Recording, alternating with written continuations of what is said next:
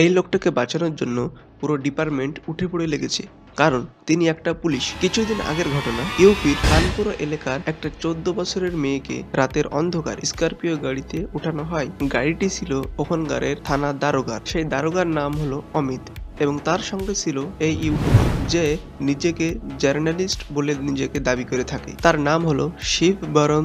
তারা মেয়েটাকে ট্রেনের পার্টির কাছে নিয়ে যায় এবং সেখানে গিয়ে মেয়েটি যখন বেহুশ হয়ে যায় তখন তারা মেয়েটিকে নিয়ে গিয়ে তার মেয়েটির বাড়ির সামনে ফেলে রেখে সেখান থেকে তারা পালিয়ে যায়। তারপরে মেয়েটার ফ্যামিলি যখন তাদের বিরুদ্ধে এফআইআর লিখতে যায় তখন নর্মাল ব্যাপার, এফআইআর লেখা হয় না, কিন্তু অনেক কষ্টের পরে এফআইআর লেখা হয়।